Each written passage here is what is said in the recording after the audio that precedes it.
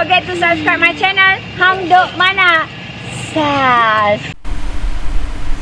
Assalamualaikum, selamat datang lagi ke channel Hang Duk Mana. Mari kita dengar respon Datuk Kamame tentang isu RM94 juta. Speaker minta ahli parlimen pandang ke muka bukti atau mohon maaf. Saya baca hati sikit. Speaker Tan Sri Johari Abdul hari ini meminta Datuk Awang Hashim PM Pendang untuk mengemukakan bukti berhubung dakwaan penemuan wang tunai sebanyak 94 juta di kediaman seorang bekas menteri atau buat permohonan maaf. Okey, jom kita dengar respon detail Datuk Kamame dia. Nanti kita komen macam biasa.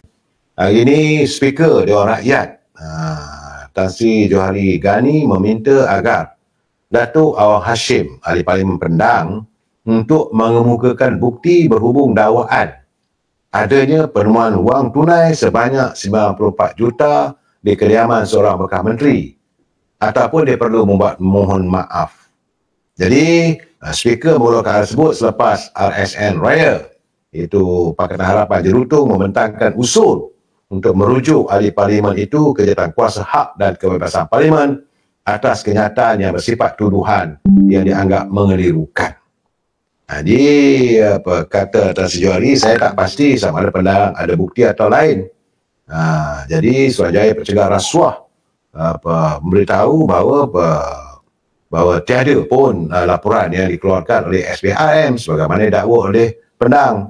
Sebab itu semalam saya dah katakan bahawa ahli parlimen Pendang ini terdedah akan dibawa pada jawatankuasa tata tertib. Jika dia berlaku, seorang lagi kena gantung itu keadaannya. Bagaimanapun menurut Tan Sri Johari, dia kata pilihan pertama dia perlu hadir untuk menjelaskan sekiranya ada bukti dan menunjukkan ini adalah bukti dan tunjukkan SPRM juga salah serta telah menyalahgunakan siasatan yang telah dibuat.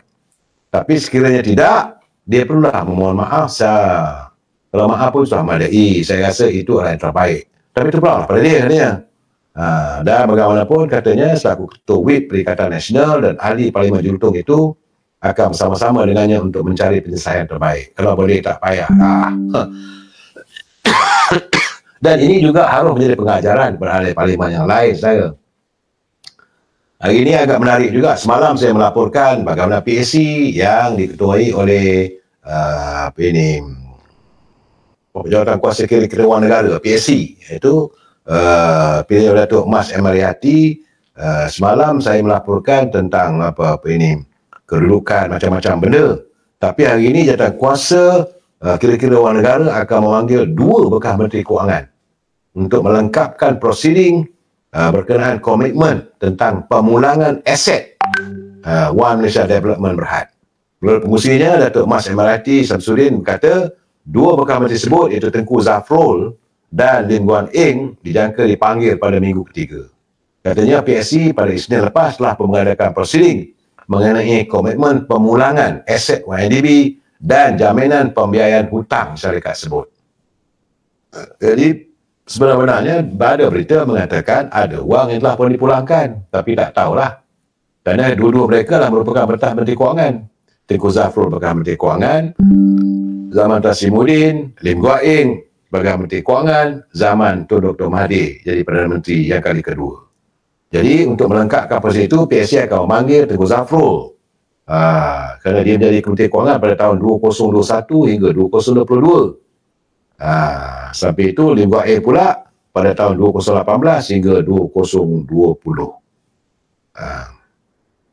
Dan semua ini akan memberikan penjelasan berhubung usaha mendapatkan aset YNDB semasa mereka berada dalam jawatankuasa khas YNDB. Itu keadaannya di parlimen hari ini. Saya agak memanglah suasana tegang dan sebagainya, tapi sekarang ini adalah hingga besok menteri-menteri akan mengulas ataupun menjawab segala persoalan yang dibangkitkan oleh ahli parlimen sepanjang mereka membahaskan perbahasan tentang belanjawan ataupun bajet 420 bilion. Hari ini agak menarik apabila Yang Berhormat Timbalan Perdana Menteri Datuk Sri Zahid Hamidi bangun untuk memperjelas dan menjawab kepada soalan-soalan yang dibangkitkan oleh ahli parlimen. Saya nampak kali ini suasana berbeza sikit. Adalah ceria sedikit. Sesi pengulangan belanjawan kali ini saya melihat adanya usik-mengusik dan tak ada tegang lah saya. Bagaimanapun menurut Datuk Zahid, Kementerian Kemajuan Desa dan Wilayah akan menjawab persoalan yang diajukan menyentuh tentang TVET, pendidikan mara, industri halal, perkebun kecil getah, tadika kemas, pusat komuniti desa, isu migrasi penduduk masyarakat orang asli dan pengurusan bencana, itu NADMA. Jadi sebagai menteri yang merajui KKW, beliau telah pun beriltizam di hadapan di Parlimen tadi, katanya untuk melaksanakan fungsi kementerian itu sebaik mungkin bagi membangunkan masyarakat desa serta memastikan kesejahteraan mereka dalam pelbagai aspek kehidupan sosial, mengangkat potensi desa ke tahap yang lebih tinggi. Dan persidangan Dewan Rakyat petang tadi berlangsung dalam suasana yang mesra. Ada usik-mengusik, lebih-lebih lagi antara Yang Berhormat Timbalan Perdana Menteri Datuk Zahid dan Ketua Pembangkang Datuk Seri Hamzah Zainuddin. Ini suasana itu mula dapat dilihat apabila dengan jelas Datuk Zahid memberi penerangan. Semua orang dengar penjelasan satu-satu. Dan sewaktu beliau menjelaskan persoalan yang dikemukakan oleh Datuk Seri Mokhtar, iaitu Barisan Nasional Kinabatangan. Jadi yang mencadangkan supaya kerajaan mengadakan mekanisme mewujudkan lebih banyak peluang pekerjaan dan perniagaan di luar bandar untuk mengelak berlakunya penghijrahan penduduk di luar bandar ke bandar. Jadi menurut Timbalan Perdana Menteri, beliau telah pun menggariskan beberapa program yang akan dilaksanakan oleh kementeriannya. Dan dalam nada seluruh dia kata mekanisme pertama bagi Sabah adalah untuk menukar kerajaan. Jadi bengkas bangunlah Ketua Pembangkang Datuk Seri Hamzah. Dia bangun dan berkata beliau bersetuju dengan pandangan Mokhtar supaya kerajaan merangka strategi, antaranya memindahkan industri yang terlampau pesat di bandar ke luar bandar. Itu adalah strategi yang baik katanya. Dia tak payah tukar kerajaan, kata Hamzah. Jadi suasananya memang saya nampak begitu harmonis lah saya. Jadi saya rasa katanya kerajaan Yang Berhormat tu pun dah baik. Jadi dia menguji pula kerajaan hari ini secara. Jadi katanya kita tak kacau. Jadi pandangan Kinabatangan itu baik dan kami sokong. Ia dibuat di seluruh negara. Dan jadi Datuk Zahid pun balas. Katanya beliau setuju bercadang untuk memberikan jawapan sebagaimana cadangan Datuk Seri Hamzah. Dan antara yang dilaksanakan adalah program vokasional, tekno, usahawan tempatan, program pendigitalan dan membawa pelabur ke kawasan luar bandar. Kita tidak akan lupakan Larut katanya. Itu kawasan tempat Datuk Seri Hamzah. Kita akan lupa Larut. Jadi semoga Yang Berhormat terus kekal lah. Tapi jangan lupa Barisan Nasional akan tetap lawan di sana katanya. Saya bergurau saya. Jadi Datuk Seri Syahidan Kasim bangun. Dia mencelah. Dia kata dia punya pandangan berbeza untuk dalam menggalakkan migrasi berlaku bagi menggalakkan bandar dikuasai oleh orang asing. Dia kata janganlah kita sekat, biarlah benda itu berlaku. Jadi supaya bandar-bandar ini tidaklah dipenuhi oleh warga asing. Jadi keadaan itu Datuk Seri tanya, adakah Arau tidak bersetuju dengan Larut?